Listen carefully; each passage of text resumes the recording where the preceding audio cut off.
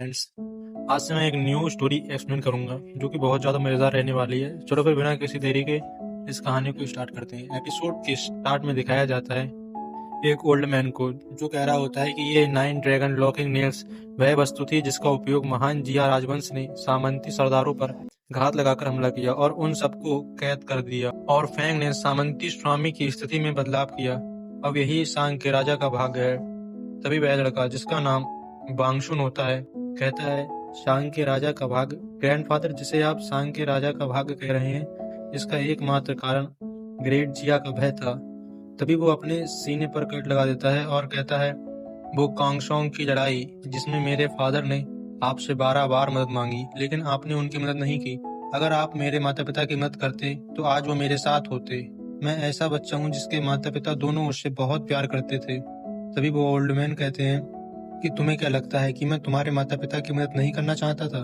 अगर मैं सैनिकों को दोबारा भेजता तो इसका उद्देश्य महान शिया राजवंश द्वारा नियुक्त शाही नीति का उल्लंघन होता, क्योंकि तुम्हारे फादर ने अपनी वाइफ की फैमिली को बचाने के लिए लापरवाही भरा कदम उठाया जो कि लगभग राष्ट्र के विनाश का कारण बन गया था। चाहे फिर कीमत कुछ भी हो, एक राजा का कर्तव्य होता है अपने देश की रक्षा करना। यहाँ तक कि परिवार के लोग भी सुरक्षित नहीं थे। बांगशुन अपने सीने में से वो दूसरा भी निकालने लगता है लेकिन उससे नहीं निकलता। इस वजह से उसे ब्लीडिंग भी होने लगती है। ओल्ड मैन कहते हैं कि तुम नेल्स को नहीं निकाल सकते। तभी बांगशुन कहता है कि अगर मैं निकाल पाता तो अभी निकाल कर फेंक देता। ओल्ड मैन कहता है, चलो हटो, इन सबको यहीं खत्म करो। सुबह 7 से 9 बजे के बीच शाही वस्त्र पहनकर आ जाना, क्योंकि तुम्हें ही सांग राजवंश के उत्थान और पतन की कुंजी हो। सीन कट होता है और सुबह का सीन दिखाया जाता है। यहाँ की प्रिंस के राज्याभिषेक समारोह की तैयारी चल रही होती है। तभी एक आदमी की शुभ घड़ी आ गई है, प्लीज राजकुमार स्टेज पर आकर क्राउन को रिसीव करें। लेकिन दूसरी तरफ कुमार के दिमाग में कुछ अलग ही चल रहा होता है और वो शाही वस्त्र में आग लगा देता है और कहता है, ग्रैंडफादर, आपको क्या लगता है कि आप मुझे राजा बना दोगे तो मैं उस बैटल को भूल जाऊंगा? मेरे घाव कभी नहीं भरेंगे। सीन कट होता है, हम देखते हैं एक सोल्जर को जो ओल्ड मैन के पास भागते हुए आता है और उससे कहता है कि राजकुमार तो नॉर्थ गेट को तोड़कर बाहर निकल गए हैं। सीन कट होता है और हमें दिखाया जाता है बांगशुन को जो कि वहां से जा रहा होता है, जिसे देखकर मंत कहता है कि मुझे खेद है कि हजारों मील लंबी दीवार होने के बाद भी हम प्रिंस को नहीं रोक पाए। तभी ओल्ड मैन कहता है, उसके शरीर पर अभी भी एक आखिरी ड्रैगन लॉकिंग नेल बची हुई है। सीन कट होता है और हमें बांगशुन को दिखाया जाता है जो कि अभी भी भाग रहा होता है। तभी बांगशुन के आगे एक शैडो आ जाती है कि उस ओल्ड मैन की होती है। ओल्ड मैन कहता है कि यह राजमुकुट हमारे खून में है, तुम यहाँ से ऐसे भाग नहीं सकते। लेकिन वो नहीं रुकता और उस सील को तोड़कर वहां से जाने लगता है। अचानक से बांगशुन के आगे एक वॉरियर आ जाता है जिसका नाम दशांग होता है। साथ ही वो सेना का जनरल भी होता है, जिसको देखकर बांगशुन एकदम फाइटिंग मोड में आ जाता है। राजकुमार को देखकर जनरल अपने घुटनों पर बैठकर उसे रिस्पेक्ट शो करता है और कहता है कि आपके माता पिता बहुत अच्छे इंसान थे जिन्होंने अपने लोगों के लिए अपनी जान की भी परवाह नहीं की, इसीलिए आज मैं उनका कर्ज चुकाने के लिए आया हूँ। आप चिंता मत कीजिए, मैं इनमें से किसी को भी आगे नहीं बढ़ने दूंगा, चाहे इसके लिए मुझे अपनी जान ही क्यों न देना पड़े। बस आप यहाँ से जल्दी निकल जाइए।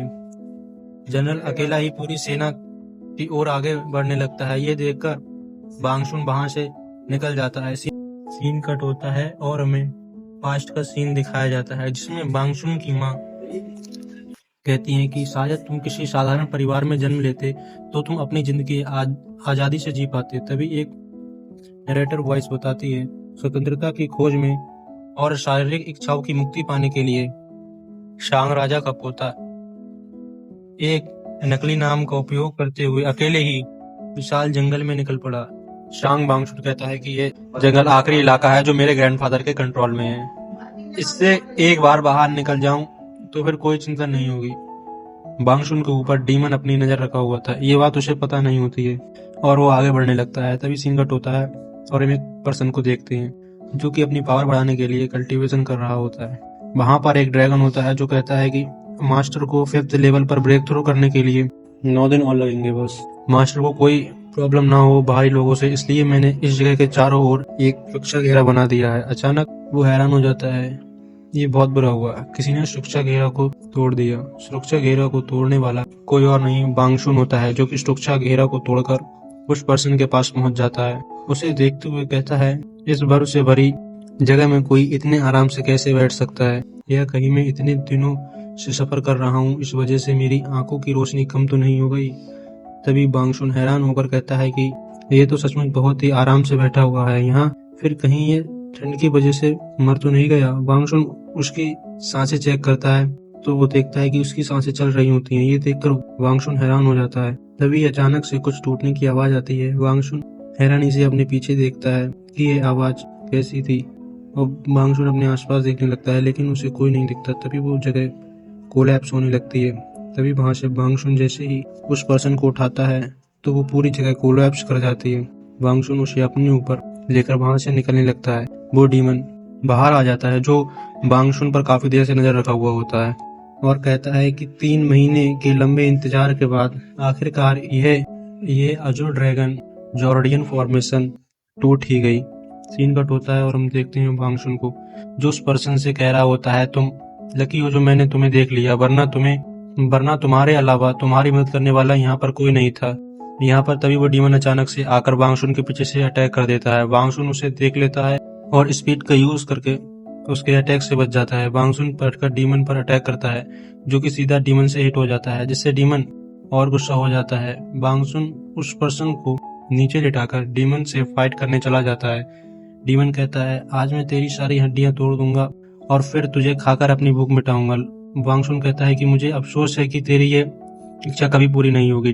डीमन उसके ऊपर अटैक कर देता है, जिसे बांगशुन बड़ी आसानी से डॉज कर लेता है। तभी बांगशुन अपनी स्किल का यूज करके डीमन के ऊपर अटैक कर देता है और डीमन को जख्मी कर देता है। डीमन अपनी टेल का यूज करके बांगशुन पर अटैक कर देता है, जिससे वो सीधा हिट होता है एंड दूर जाकर गिरता है।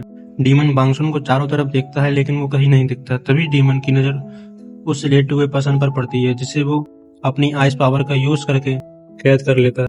तभी वो डीमन हंसते हुए आगे बढ़ता है और कहता है, एक इमोर्टल का मांस और ब्लड, यह तो वही चीज है जिसकी मुझे हजारों सालों से तलाश थी, जो कि मेरे भीतर कोल्ड पॉइजन को पूरी तरह से खत्म कर देगी। तभी सीन कट होता है और हम देखते हैं बांगशुन को, जो कि बर्फ को तोड़कर बाहर निकल आता है। वो डीमन उस पर्सन को खाने वाला होता है। ये देखकर बांगशुन कहता है कि रुक जाओ। डीमन को रोकने के लिए बांगशुन उसकी तरफ तेजी से आगे बढ़ने लगता है। तभी हमें उस पर्सन को दिखाया जाता है, जिसकी पावर एक्टिव हो जाती है और डीमन पर अटैक कर देती है। वो अटैक इतना तेज और पावरफुल होता है, जिसे डीमन को बचने का मौका भी नहीं मिला और एक ही अटैक में डीमन मर जाता है। तभी वो पर्सन नीचे गिरने लगता है। बांगशुन उसे पकड़ने की कोशिश करता है, लेकिन वो पर्सन बांगशुन पर भी अटैक कर देता है और उसे अपने से दूर कर देता है, जिसकी वजह से वो दोनों जमीन पर गिर जाते हैं। तभी बांगशुन कहता है, कितना अनग्रेटफुल पर्सन है। ये एपिसोड यहीं पे खत्म हो जाता है। मिलते हैं नेक्स्ट एपिसोड में। वीडियो अच्छा लगा हो तो वीडियो को लाइक करें, चैनल को सब्सक्राइब करें और नेक्स्ट पार्ट के लिए कमेंट करें। नेक्स्ट एपिसोड मिस मत करना, क्योंकि नेक्स्ट एपिसोड और भी ज्यादा मजेदार रहने वाला है।